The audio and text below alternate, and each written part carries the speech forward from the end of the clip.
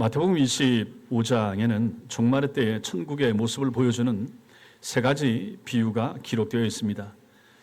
이것을 흔히 열처녀 비유, 달란트 비유, 양과 염소의 비유 이렇게 부릅니다. 여기 보시면 천국은 마치 무엇과 같다라는 구절을 세 번을 반복을 하고 있는데, 여기서는 천국이 열처녀의 비유되는 것이 아니라 열처녀가 신랑을 맞이하는 상황에 비유되고 있다라는 사실입니다. 비유가 무엇입니까? 어떤 추상적인 교훈이나 원리 또는 영적 진리 등을 우리가 살아가는 일상생활에 이 낯익은 어떤 상황이나 사물 혹은 자연 현상에 빗대어 설명함으로써 그 뜻을 보다 쉽고 잘 그리고 인상적으로 이해할 수 있도록 표현하는 것을 말하는 것입니다. 이게 비유입니다. 공관복음에 나오는 예수님의 가르침, 여기 3분의 1 정도가 비유일 정도로 예수님께서는 이 비유를 자주 사용을 하셨는데, 주님께서는 어린아이라도 이해할 수 있어 보이는 삶 속에서의 이러한 비유를 통해서 깊은 영적인 진리를 제자들과 그 모여있는 무리들에게 지금 가르치고 계신 것입니다.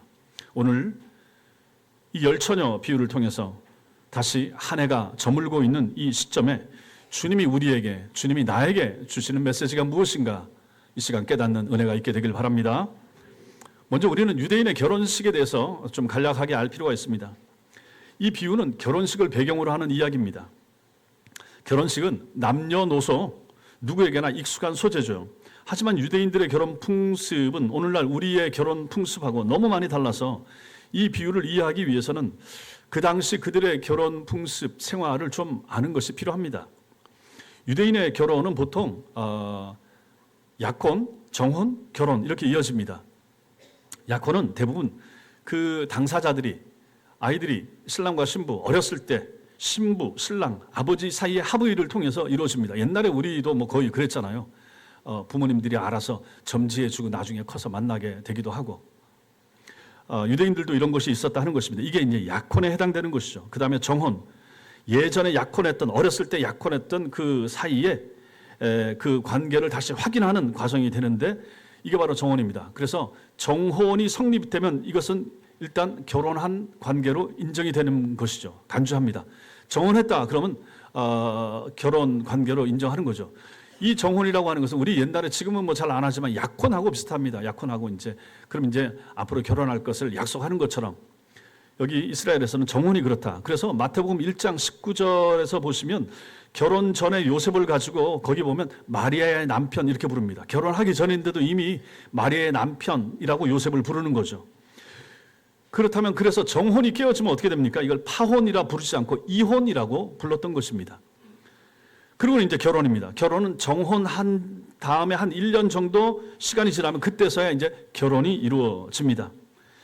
유대인들은 하루의 시작이 저녁부터입니다. 저녁부터 그 다음 날까지니까 우리하고 다르죠. 우리는 아침 새벽부터 해서 밤까지 이어지지만 이 사람들은 다릅니다. 그러니까 결혼식도 밤에 합니다. 전통적으로 밤에 결혼식을 하는데, 결혼식 때가 되면 신랑은 자기 집에 잔치를 준비를 해놓습니다. 신랑 집에서 하겠죠. 그러고 나서 신부를 데리러 가는데 친구들 몇몇을 데리러 갑니다. 이게 이제 신랑 들러리가 되겠죠.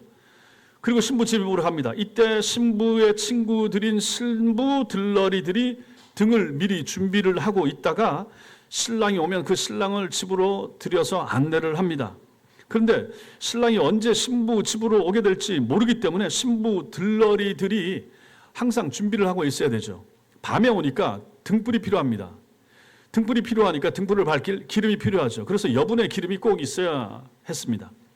또 신부의 들러리들은 이제 신랑이 오게 되면 신부 집에서 간단한 종교 예식을 마치고 나서 다시 신랑이 신부를 데리고 신랑 집으로 갑니다. 거기가 이제 잔치집이죠. 신랑 집에서 잔치를 하니까요.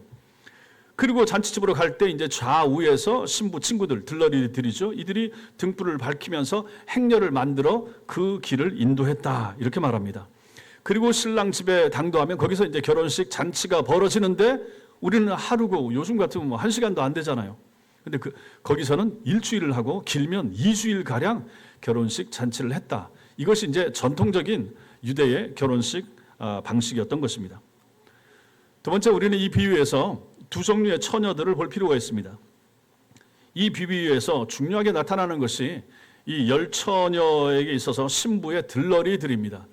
신부 들러리 사진 한번 보여주시면, 자, 저기는 미국입니다. 뭐 호주나 이런 데도 저렇게 할 수가 있겠죠. 옆에 있는 사람들 들러리. 우리나라는 들러리들이 잘 없죠. 결혼식을 해도. 근데 저도 미국에 있을 때 보니까 신부 들러리, 신랑 들러리 있습니다. 보통 친구들이 하죠. 뭐 4-5명씩 서서 똑같은 옷을 입고 센터에 제일 이제 신부가 화려하게 보일 수 있도록 해서 이제 들러리들이 있습니다. 자, 오늘 성경도 마찬가지입니다. 10명의 신부 친구들, 들러리들이 있는데 그 중에 5명은 미련하고 5명은 슬기 있는 자라, 이렇게 말합니다. 사진 찍어도 됩니다. 근데 여기서 묘사되고 있는 그들의 행동과 모습만으로는 미련한 처녀들과 슬기로운 처녀들을 거의 구분할 수가 없습니다. 구분하기 어렵죠. 똑같으니까. 그들은 모두 이 결혼식에 초청을 받았죠.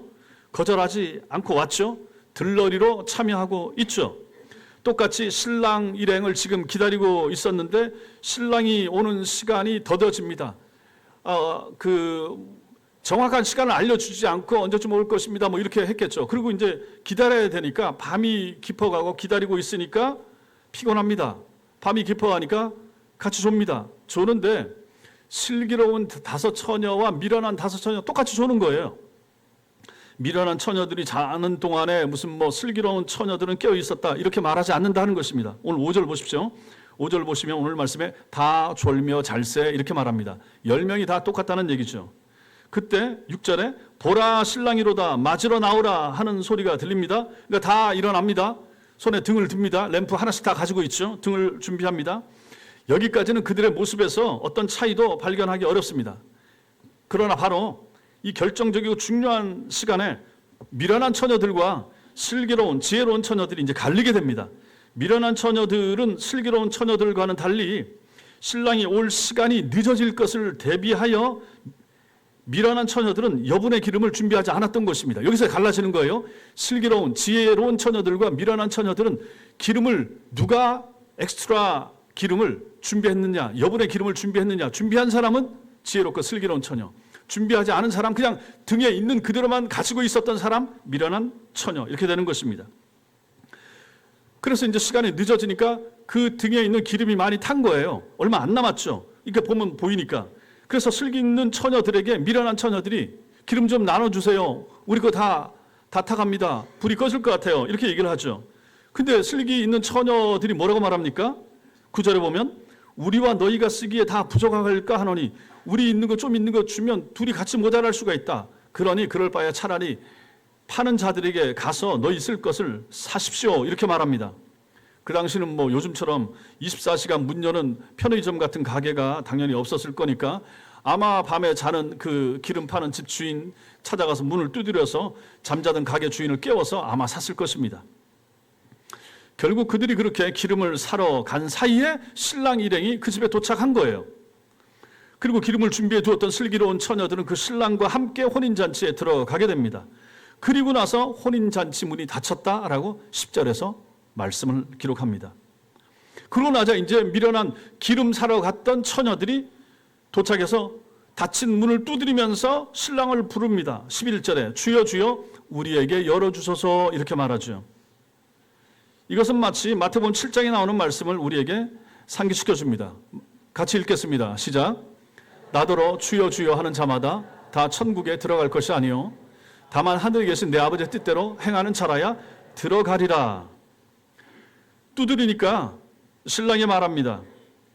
진실로 너희에게 이르노니 내가 너희를 알지 못하노라. 신랑이 냉정하게 말합니다.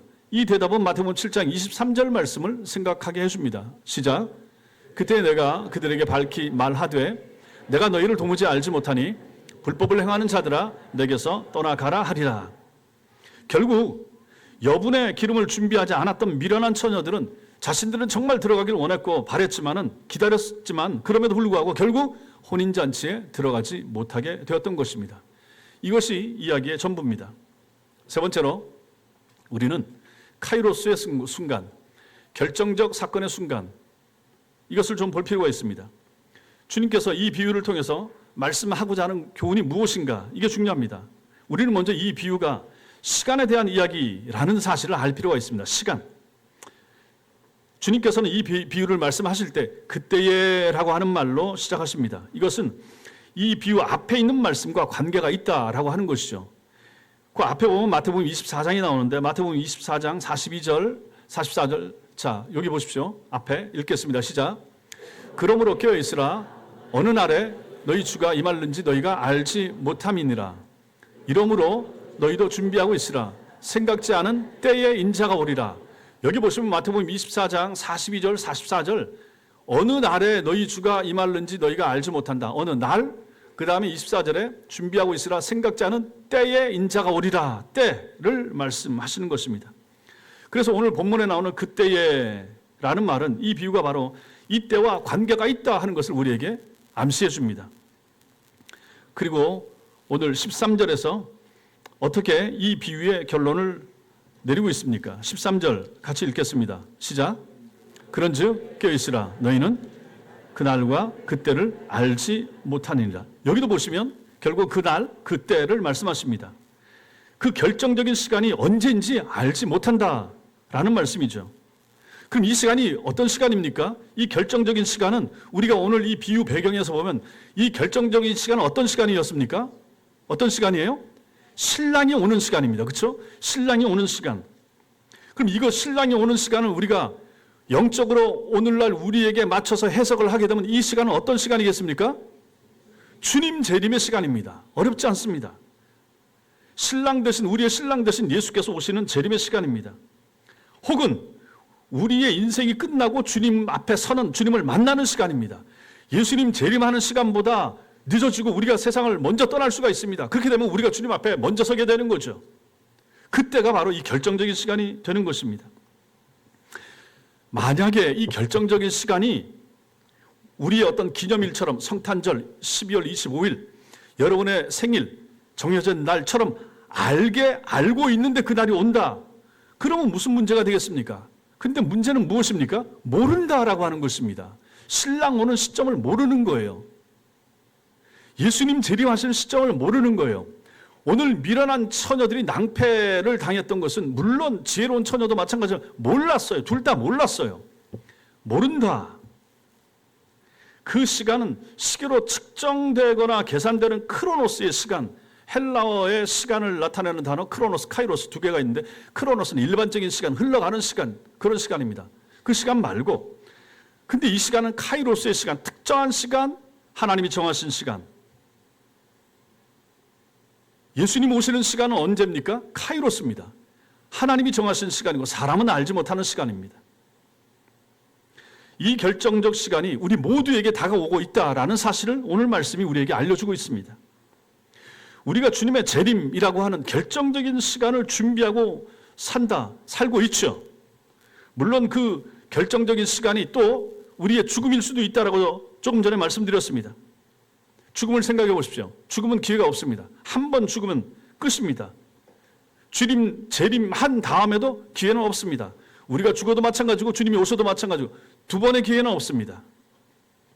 혼인잔치 문이 닫힌 후에 주여 주여 하고 부르짖어 보지만 내가 너희를 도무지 알지 못하노라 하는 대답만 들릴 뿐 다시 문이 열리지 않는가 하고 마찬가지입니다. 이 땅에 웬만한 것들은 세컨 찬스가 주어집니다. 두 번, 세 번, 네 번 주어질 수 있습니다. 실패할 수 있고 잘 안 될 수 있고 그렇습니다. 뭐든지 웬만하면 다 그렇습니다. 근데 여기는 다르더라라고 하는 것입니다. 우리가 주님 앞에 서는 시점, 주님이 재림하시는 것도 마찬가지고 이거는 그 다음 기회가 주어지지 않는다라고 하는 것입니다. 그때를 모른다는 것입니다. 그때는 주님의 주권에 속하고 있습니다. 하나님만이 알고 계시고 육체로 이 땅에 오셨던 예수님마저도 그 날과 시를 몰랐던 그 시점을 말하는 것입니다. 그러므로 우리는 언제라도 주님을 맞을 준비를 하고 살아가는 것이 필요합니다. 그런데 이 비유를 통해서 주님께서 교훈하시는 바가 그러므로 분명합니다. 무엇입니까? 그 결정적인 때가 언제 오더라도 항상 준비하고 있으라 하는 것입니다. 늘 준비된 자세와 상태로 깨어 있으라라고 하는 것이죠. 이것이 바로 13절에 나타나는 그 결론과 같은 맥락입니다. 그런즉 깨어있으라 너희는 그날과 그때를 알지 못하느니라. 여기서 깨어있으라는 말씀은 사실상 항상 준비하고 있으라라는 말이죠. 언제 주님께서 오셔도 준비된 상태로 주님을 맞을 수 있도록 준비하고 있으라. 모든 지상 교회를 살아가는 하나님의 사람들에게 주님이 이 말씀을 우리에게 주시는 것입니다. 중요한 것은 해석입니다. 마지막 혼인잔치 해석이 중요합니다. 비유를 주신 주님의 의도와 의미를 이해하기 위해서 우리가 살펴야 될 몇 가지 좀 세부적인 요소들이 오늘 이 본문에 있습니다. 보세요. 주님께서는 이 비유 말고도 하나님 나라를 혼인잔치의 비유를 종종 하셨습니다. 그래서 마태복음 22장이나 누가복음 14장에도 보면 그 혼인잔치의 내용이 나옵니다. 그리고 또 결정적으로 요한계시록 19장 7절에 보면 혼인잔치를 하나님 나라의 완성과 주님 재림의 때에 초점을 맞추어 말씀하시는 내용이 거기 나옵니다. 주께서 재림하실 때 교회는 어린 양이신 그리스도 신부로 어린 양의 이 혼인잔치에 들어간다 하는 내용이 거기 나오는 거죠. 교회가 신부입니다. 성도인 여러분과 제가 신부고 신랑 되신 어린 양이신 예수님이 오시게 된다 하는 것이죠. 이 점에서 주님은 혼인잔치를 하나님 나라에 비유하고 계시다라고 하는 것입니다. 그리고 여기서는 신랑을 기다리는 열 처녀가 신부가 아니라는 점이 오늘 이 비유 해석의 원리에서 중요한 부분이 됩니다. 주님께서는 대개 한 가지 중요한 진리를 가르치기 위해서 비유를 사용하시곤 했는데 이것을 모르고 만약에 열 처녀가 상징하는 것이 무엇일까? 여기에 너무 몰두한다든지 아니면 여기에 나오는 등은 뭐지? 기름은 뭐지? 그것의 의미가 뭐지? 굳이 여기에 너무 매몰될 필요가 없다 하는 것입니다. 그래서 억지로 이걸 풀려고 하다 보면 엉뚱한 해석이 나오게 되죠. 이렇게 되면 어떻게 됩니까? 우리는 보통 예수님이 신랑이시고 교회가 신부라 이렇게 말합니다. 근데 오늘 본문에는 어떻게 나옵니까? 들러리로 나옵니다. 지혜로운 다섯 처녀, 미련한 다섯 처녀가 들러리로 그러면 교회가 들러리였네 이렇게 됩니다. 이게 그렇게 하면 해석이 안 맞다라고 하는 것입니다. 오늘 주고자 하는 것의 그 핵심은 거기에 있는 게 아니라라고 하는 것이죠. 그것은 제가 뒤에서 다시 한번 말씀드리겠습니다. 그렇다면 오늘 이 비유는 특별히 신앙 고백자들에게 주시는 말씀이 됩니다. 열 처녀가 모두 누구라고 그랬습니까? 혼인잔치에 참여하기를 원하는 마음을 가지고 등을 가지고 신랑을 기다리고 있었다라고 말씀드렸죠. 그럼 이들은 누굽니까? 교인들입니다. 성도들입니다. 신자들입니다. 나름대로는 다 신앙을 고백했다라고 말할 수 있는 사람들입니다. 이 사람들은 다 누굽니까? 교회당 안에 앉아있는 신자들이고 예배드리는 여러분과 똑같은 사람들이 바로 여기에 있는 10명의 처녀들이라고 하는 것이죠. 세례받은 사람들입니다. 똑같은 사람들입니다. 주님의 말씀은 이처럼 교인들 중에 미련한 처녀와 슬기 있는 처녀들이 있다라고 하는 것을 알려주시고 싶으신 것입니다. 그들 모두가 잔치 자리에 들어가길 원하지만은 원했던 모든 사람들이 전부 혼인잔치에 들어간 것은 아니라라고 하는 사실을 알 필요가 있습니다. 그렇다고 해서 이것을 가지고 5대5로 말할 필요도 전혀 없습니다.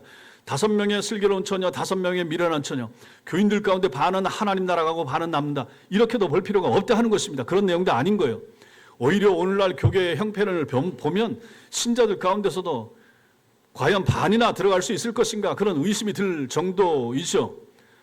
또 아는 목사님들을 만나서 얘기하면 자기네 교인들 가운데 한 30% 정도만 나중에 자기가 봤을 때 천당 들어갈 수준이 되지 않을까 목회자로서 그런 얘기를 할 정도니 그만큼 오늘날 교인들이 안 배우고 모른다는 얘기입니다. 교회 행사나 교회에 나오는 그 습관만 몸에 길들여 있지 정작 필요한 거 하나님 나라 들어가고 하나님 앞에 서기 위해서 필요한 부분은 가지고 있지 못한 경우가 얼마나 많은가 하는 것을 우리는 여기서 생각해 볼 수가 있는 것입니다. 그래서 우리에게 필요한 것은 무엇입니까? 믿음이 있어야 된다 하는 것이죠. 이걸 우리가 이제 마지막으로 봐야 됩니다. 5번째, 우리는 오늘 이 본문에서 결정적인 차이를 봅니다. 오늘 이 비유에서 2가지 결정적 차이를 우리가 발견할 수가 있습니다. 먼저는 시간의 차이입니다. 결정적 시간의 차이. 신랑이 오기 전까지는 미련한 처녀들과 슬기 있는 처녀들 사이에 큰 차이 발견할 수 없었다라고 말씀을 드렸죠. 근데 결정적인 시간이 오니까 그 차이가 드러나게 됩니다. 여러분과 저는 우리 모두 함께 지금 신앙생활을 하고 있습니다. 함께 예배드립니다. 마치고 나면 원하는 분들과 함께 밑에 내려가서 식사도 같이 합니다.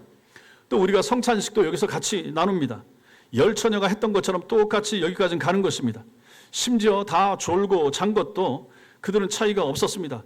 뭐 슬기로운 처녀들도 좁니다. 지혜로운 처녀들도 졸고 미련한 처녀도 졸고 뭐 우리 교인들도 졸고 다른 교회 교인들도 졸고 예배 시간에 똑같습니다. 뭐 그리고 이런 걸 보면 우리도 좀 졸아도 되겠구나. 예, 그럴 수 있습니다. 예, 피곤하시면 뭐 조실 수도 있죠. 그런데 정신을 바짝 차리시고 계셔야 됩니다. 결정적 시간이 찾아올 때 갈려지기 때문입니다. 우리 인생에도 마찬가지입니다. 사람을 잘 안다고 해도 알 수 없는 게 결국 사람 아니겠습니까? 사람 속을 모르는 거죠. 사람의 진정한 성품이나 신앙이 드러나는 것은 결정적인 순간입니다. 위기가 왔을 때입니다. 사람은 위기의 순간에 평상시 갖고 있던 모습이 아닌 다른 모습이 드러나게 됩니다. 그것은 여러분들이 생활 가운데서 내가 만약 배신을 당했다 이래도 마찬가지입니다. 그 사람이 그럴 줄 몰랐는데 다 그런 거죠. 교회 안에서도 마찬가지입니다. 신자들의 성품, 신자들의 신앙도 마찬가지인 것이죠. 위기의 때에 내가 드러내는 나의 성품, 나의 신앙, 이것이 바로 나의 현 주소입니다. 나의 현 모습입니다. 여기 다 같이 앉아서 똑같이 예배를 드려도 결정적인 시간에, 결정적인 순간에 여러분의 참된 모습이 드러날 것이라 라고 하는 것입니다. 그래서 야고보가 말하는 거죠. 야고보서 1장 22절에 시작, 너희는 말씀을 행하는 자가 되고 듣기만 하여 자신을 속이는 자가 되지 말라. 저기서 제일 중요한 게 뭡니까 그러면? 말씀을 행하는 자가 되는 것이죠. 들어서, 배워서, 알아서, 믿어서 행하는 자가 되는 거, 행동으로 나타나게 되는 거, 이게 이제 결국은 신앙생활의 열매가 되는 것입니다. 결정적인 시간이 오면 우리가 누구인지 드러나게 되는 것이죠. 미련한 사람이었는가, 슬기 있는 자였는가, 이게 이제 결정적인 시간에 드러나는 것입니다. 그 전에 우리 인생을 통하여 우리가 스스로를 돌아볼 수 있도록 하나님께서는 실제로 우리의 삶 가운데 여러 번의 기회를 주십니다. 여러분들도 지금 그 여러 번의 기회 중에 한 번의 기회를 오늘 이 예배 중에 지금 맞이하고 계시다는 사실을 아실 필요가 있다라고 하는 것입니다. 오늘 듣는 말씀, 내가 오늘 듣는 이 설교, 여기에 여러분 중에 누구라도 만약에 나한테 주시는 말씀이구나. 이 결정적인 시간 내가 결여되고 있는 것이 무엇인가? 오늘 내가 이 말씀을 듣는데 나에게 부족한 것이 무엇인가를 알고 찾고 돌이키고 정신을 차린다면 여러분에게는 결정적인 순간이 되겠죠. 그래서 하나님 앞에 바로 서게 되고 앞으로 바른 믿음 생활을 한다 그러면 오늘이 참 전기와 같은 그러한 순간이 될 수가 있을 것입니다. 아무튼 시간이 중요하다라고 하는 것이죠. 또 다른 결정적 차이는 무엇입니까? 우리가 아는 것처럼 기름입니다. 여분의 기름을 준비했는가? 하나는 시간의 차이, 하나는 여러분의 기름의 차이. 시간의 차이는 우리가 어찌할 수 없는 것입니다. 시간의 차이는 똑같이 오니까요. 그러나 중요한 것은 기름의 차이, 여분의 기름의 차이. 많은 사람이 기름이 의미하는 것이 무엇인가 이걸 찾으려고 애를 썼습니다. 노력했습니다. 그래서 흔한 오해가 뭐냐면 기름은 성령이라. 교회 역사 가운데서 이렇게 해석한 해석자들이 많이 있었습니다. 그래서 오늘날도 이렇게 해석하고 하는 목사님들, 부흥사들 많이 있었습니다. 그러나 그렇게 해석할 수가 없습니다. 미련한 처녀 기름이 없었습니까? 있었죠. 있다가 떨어지는 거잖아요. 이따가 부족해지는 거죠. 그들은 최소량의 지금 기름을 가지고 있었고 등불을 밝히고 있었습니다. 기름이 있었던 거죠. 그런데 신랑이 늦게 오니까 기름이 점점 줄어들고 그들의 등불이 꺼져가게 되었고, 그러니까 모자라니까 슬기로운 처녀들의 기름 좀 나눠달라고 지금 부탁하고 있는 것입니다. 이걸 성령에다가 어떻게 비유를 할 수가 있습니까? 성령은 쓰면 쓸수록 성령이 떨어집니까? 부족해집니까? 성령이 뭐 고갈이 됩니까? 아니잖아요. 한 번 오신 성령은 안 떠난다는 사실 믿으시기 바랍니다. 누누이 강조했죠. 신약의 오순절 이후에 성령 강림한 다음에 성령께서 신자들 속에 오셨다. 한 번 오신 성령은 안 떠나십니다. 구약에는 오실 수 있고 역사하실 수 있고 떠나실 수도 있었습니다. 사울 같은 경우가 그랬던 경우였던 것이죠. 그러나 신약의 이후 시대는 그렇지 않습니다. 여러분과 제가 참 신자면 참 신자는 성령 세례를 받은 사람입니다. 성령 세례 받았다 그러면 그 성령 세례 받은 것은 없어지지 않습니다. 성령은 떠나지 않는 거예요. 그 다음부터 뭡니까? 성령의 임재입니다. 성령의 충만의 문제입니다. 성령의 충만이 정말로 성령 충만하여 하나님의 은혜 가운데 거하는가? 그렇지 않고 성령의 충만이 나의 죄나 연약함 때문에 좀 부족한 지경에 이르는가? 이 차이에 있을 뿐이지 오신 성령이 왔다가 떠나갔다, 이건 없다는 사실 제대로 알아두시기 바랍니다. 그러므로 성령 성령을 가지고 기름으로 해석하면 하면 안 된다라고 하는 것을 지금 말씀드리고 있습니다. 성령은 따라지지 않습니다. 없어지지 않습니다. 한 번 온 성령 떠나가지 않는다 하는 것을 말씀을 드렸습니다. 그러므로 기름은 성령이라 이렇게 해석을 하면 안 된다라고 하는 것이죠. 또 성령은 오셨다가 신자를 떠나는 경우 절대로 없다. 그러니 여기 이 비유에서 기름을 성령이라고 해석하면 안 된다 하는 것이죠. 바른 해석이 아닌 것입니다. 기름을 준비하지 못한 채 신랑을 기다렸던 오늘 이 처녀들의 문제가 그럼 무엇입니까? 뭐가 문제입니까? 여분의 기름을 준비하지 않은 게 문제라고 하는 것입니다. 오늘 말씀의 핵심은 여기에 있는 것입니다. 이것은 다르게 말하면 주님을 만날 준비가 되지 않은 채 주님을 기다리고 있는 거죠. 신랑이 오고 있는데 신랑을 맞이할 준비가 되지 않은 채 기다리고 있었던 처녀들이 되는 거죠. 그 준비의 핵심은 뭐였습니까? 엑스트라 오일이 되는 거죠. 여분의 기름인 것입니다. 오늘날 교회당에 앉아있는 많은 사람들의 상태가 이 미련한 처녀들과 닮아 있다, 저는 이렇게 생각을 합니다. 자신이 죄사함을 받았는지에 대한 확신이 없는 사람이 있을 수 있습니다. 자신이 믿음으로 말미암아 그리스도의 의의 전가가 내 속에 일어나서 내가 의롭다함을 받은 의인이라는 사실을 모르는 채 신앙생활을 하는 사람들이 이 중에 있을 수가 있다 하는 것입니다. 자신이 하나님과 원수되었던 관계에서 그 상태에서 그리스도로 말미암아 화목하게 된, 그래서 하나님의 사람이 되었다는 사실을 모른 채 신앙생활을 하는 사람이 있을 수가 있다. 그리고 그 감격을 누리지 못하는 사람이 있을 수가 있다 하는 것이죠. 이것은 얼마나 중요한 문제가 되겠습니까? 여분의 기름, 이게 바로 오늘 말씀에 보면 결정적인 요소가 되는 거죠. 이게 뭡니까? 바른 신앙에 있어서 핵심 요소를 말하는 것입니다. 바른 믿음, 바른 신앙, 의인된 것에 대한 확신, 하나님의 백성됨에 대한 자부심과 감격, 이게 내 속에 있는가? 이게 바로 우리의 신앙을 끝까지 몰고 갈 수 있는 여분의 기름이 되는 것입니다. 신자들 속에, 여러분들 속에 있어야 될 것이 바로 이 부분이라고 하는 것이죠. 이것이 모자랐던 것에 대한 책망과 비판의 말씀이 오늘 비유의 핵심이 되는 것입니다. 이게 제일 중요한 것입니다. 심지어는 이런 부분에 대한 관심을 기울이지 않으면서 교회 생활을 하는 사람들이 있을 수가 있습니다. 교회 생활만 배웁니다. 교회는 이렇더라. 교회 와서 일정 정도 지나면 세례 주고 일정 정도 지나면 뭐 서리 집사 되고 또 교회 열심히 하면 안수 집사 되고 권사 되고 장로 된대더라. 이런 것만 익숙해집니다.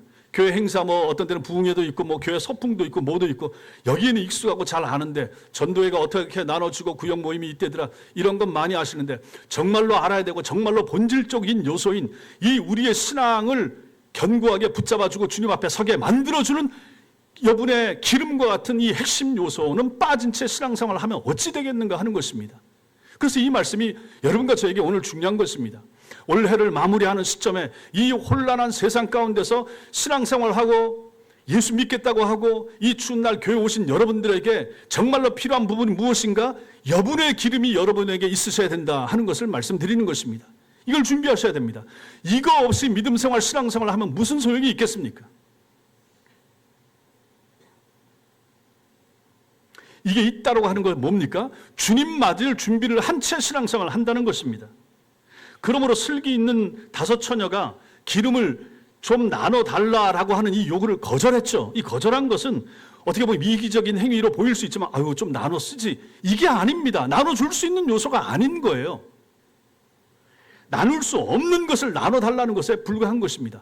내 속에 있는 내 신앙을 누가 줄 수 있단 말입니까? 내 아들이라고 해서, 내 딸이라고 해서 내 믿음, 내 신앙 줄 수 있습니까? 주고 싶은데 안 되잖아요. 그럼 어떻게 합니까? 부모가 기도하는 거죠. 그렇게 기도하니까 어떻게 됩니까? 눈물이 터지는 거 아니에요.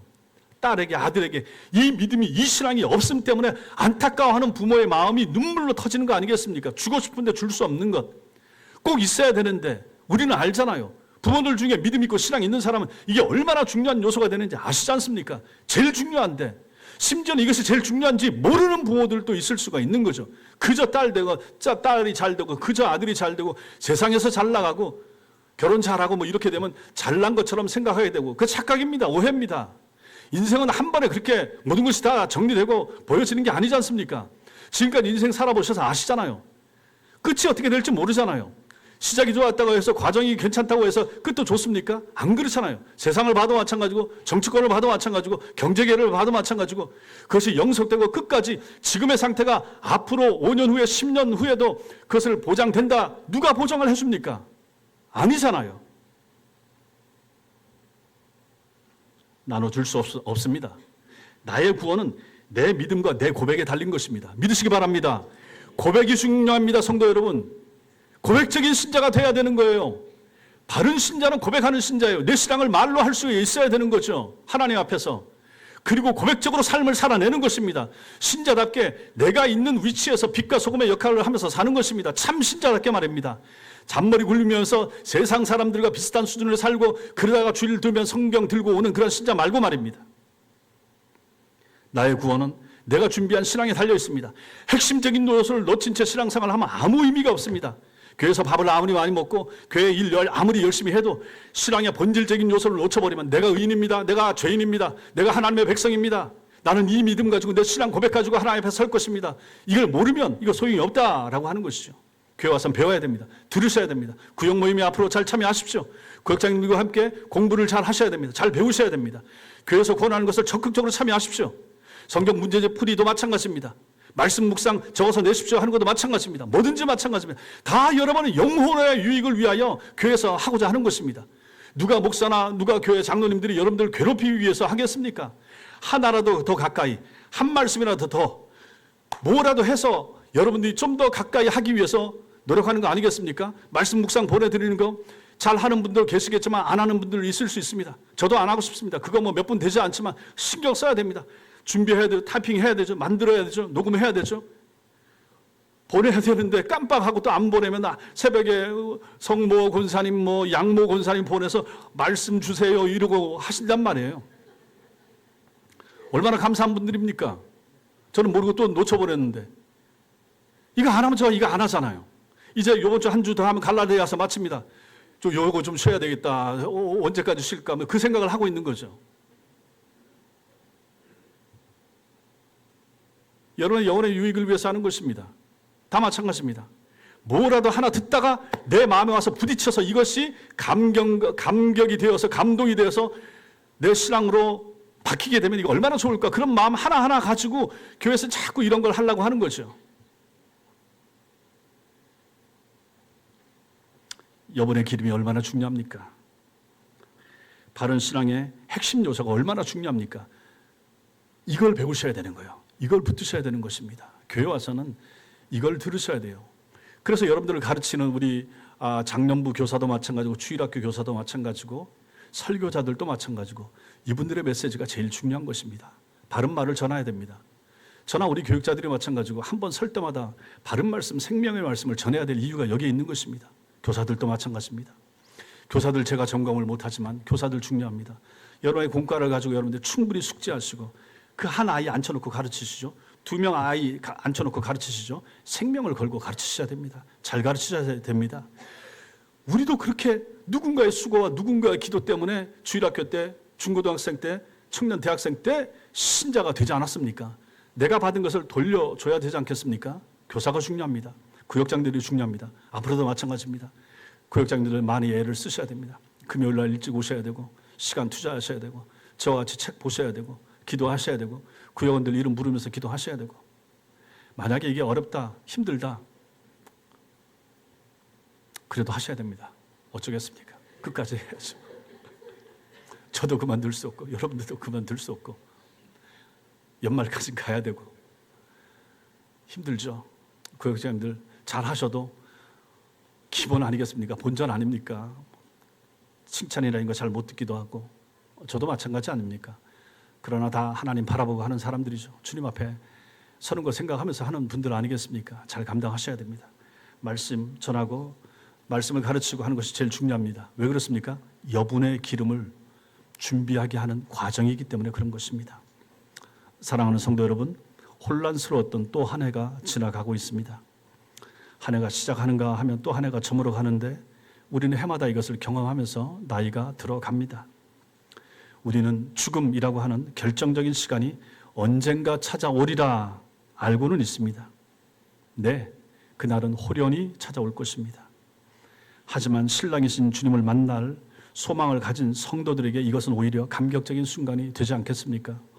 죽음이 고통스럽고 두렵기도 하겠지만 그래, 죽으면 주님 앞에 산다. 그 마음 가지고 우리 신자들은 살지 않습니까? 오늘 예배당에 앉아서 말씀을 듣는 여러분들에게 주님께서 만약 이렇게 물으신다면 여러분은 어떻게 답하시겠습니까? 얘야, 내가 오늘 밤에 너를 찾아간다면 너는 내 앞에 설 준비가 되어 있느냐?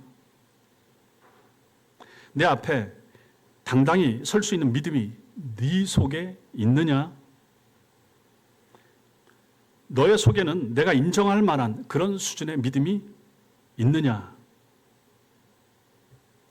너는 여분의 기름을 준비하고 믿음 생활하고 있느냐? 했느냐? 라고 만약에 주님이 물으신다면 여러분은 뭐라고 답을 하시겠습니까? 여러분 준비되어 있으십니까? 주님 앞에 당당히 서실 준비가 되어 있습니까? 그런 믿음의 준비가 필요한 거 아니겠습니까? 내년을 준비한다고 하시죠. 아이들 앞날을 준비하시죠. 은퇴 이후의 삶을 준비하시죠. 이것저것 준비하신다고 하죠. 정작 중요한 준비는 바로 여기 있는 것입니다. 내 삶을 돌아오고 하나님 앞에 설 준비를 하셔야 되는 거 아니겠습니까? 그게 바로 결정적 준비가 되는 것입니다. 그 믿음의 준비가 필요합니다. 이게 무엇입니까? 구원의 확신입니다. 따라하겠습니다. 구원의 확신, 천국의 소망, 죄사함의 감격, 이런 부분들이 필요한 것입니다. 그리고 하나님과 화목된 그 기쁨, 그리고 죄인에서 의인이 된 감격, 이런 것들이 우리에게 필요한 것이죠. 이게 바로 여분의 기름이 되는 것입니다. 여분의 기름, 이것은 결정적 기름입니다. 영생과 영벌을 가를 기름이 되는 거죠. 이 기름이 있고 없고 때문에 문이 닫히고 열리고 들어갈 수 있고 못 들어가고 얼마나 중요합니까? 교회에 와서 듣고 배우셔야 될 부분은 바로 이 부분이 되는 것입니다. 성도 여러분, 내 인생의 결정적 시간은 아직 많이 남아있다. 그렇게 자신하지 마십시오. 21세기 대한민국에서 비상계엄이 선포될 줄 상상한 사람 몇 명이나 됐겠습니까? 그러나 실제로 우리 삶 가운데 그 일이 일어나지 않았습니까? 그처럼 예수 그리스도의 임하심이나 내 생애의 마지막 순간도 우리가 알 수 없는 모르는 순간에 한순간에 임하게 될 것입니다. 그러므로 믿음을 가지십시오. 잠을 깨십시오. 눈을 뜨셔야 됩니다. 말씀을 붙드십시오. 그리고 엎드려 기도하십시오. 안 믿어지시는 분들은 믿음을 달라고 기도하셔야 됩니다. 저 사람이 믿는 저 믿음 내게도 주옵소서, 우목사가 전하는 저 말씀을 받아들일 수 있는 믿음을 내게 주옵소서라고 기도하시라라고 하는 것입니다. 그리고 그분께 여러분의 남은 인생을 맡기십시오. 그래서 한번 오늘은 언제입니까? 오늘은 무슨 날입니까? 오늘이 바로 은혜 받을 만한 때요, 구원의 날입니다. 얼마나 중요한 날입니까? 주일 한 날 한 날이 그토록 중요한 날이 되는 것입니다. 내 인생이 새로워질 수 있는 순간이 되는 날이고, 내가 예수를 만나는 날이 될 수가 있고, 내가 주님 앞에 헌신을 다짐하는 결정적인 날이 될 수가 있기 때문에 주일이 중요한 것입니다. 그리고 말씀이 중요합니다. 그래서 예배가 중요한 것입니다. 성도 여러분, 하나님의 자비와 은혜를 구하십시오. 항상 하나님의 자비와 은혜를 구하십시오. 날마다 구하십시오. 하나님의 자비가, 하나님의 은혜가 있어야 여러분이 삽니다. 한 주간을 하나님의 은혜와 자비 안에서 살아가는 것입니다. 내년도 2025년도 마찬가지입니다. 내 힘으로, 내 능력으로, 내 건강으로, 내 계획으로, 내 도움으로 뭔가 할 수 있다 생각하지 마십시오. 우리는 하나님 없으면 살 수 없는 사람입니다. 이 나라와 민족도 마찬가지입니다. 우리 교회 앞날도 마찬가지입니다. 하나님이 통치하십니다. 하나님이 다스리십니다. 하나님이 지배하십니다. 하나님이 섭리하십니다. 이걸 인정하는 사람, 그 사람들이 신자입니다. 이걸 믿고 하나님께 의지하는 사람, 내 인생을 맡기고 우리 가족들을 맡기고 내 생애를 맡기고 내 생명까지 맡기는 사람, 이 사람이 바로 참 신자인 것입니다. 그러므로 하나님의 은혜와 자비를 구하면서 사셔야 됩니다. 구하는 자가 받을 것이고 찾는 이가 찾아낼 것이고 두드리는 이에게 열릴 것이라고 했습니다. 구하십시오. 찾으십시오. 두드리십시오. 여러분들 가운데 천국을 잃어버리는 사람 하나도 없기를 주님의 이름으로 축원합니다. 기도하겠습니다.